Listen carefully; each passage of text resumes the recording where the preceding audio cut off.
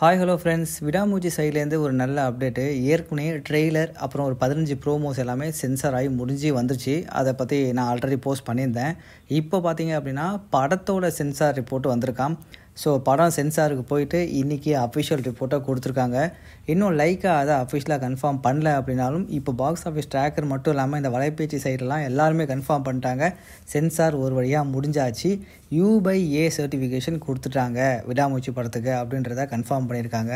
படத்தோட run time பற்றிலாம் பெருசாக இன்னும் சொல்லலை. மேபி லைக்கா சைட்லேருந்து அஃபிஷியலாக ஒரு போஸ்ட் ரெடி பண்ணி ஒரு போஸ்டரோடு வருமா இல்லை ஏதாவது ஒரு ப்ரோமோவோட வருமா அப்படின்றது தெரியல. ஸோ லைக்கா இன்னும் அஃபிஷியலாக கன்ஃபார்ம் பண்ணல. இன்னொரு பக்கம் தலை இந்த பிரச்சனை நடந்ததுனால இல்லையான்னு தெரியல, வருஷத்துக்கு ஒரு படம் தான் நடிப்பேன் அப்படின்ற மாதிரி சொல்லியிருக்காராம்.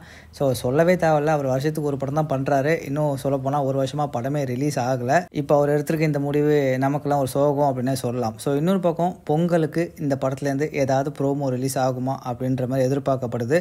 ஏன்னா 15 ப்ரோமோஸ் ரெடி பண்ணிருக்காங்க.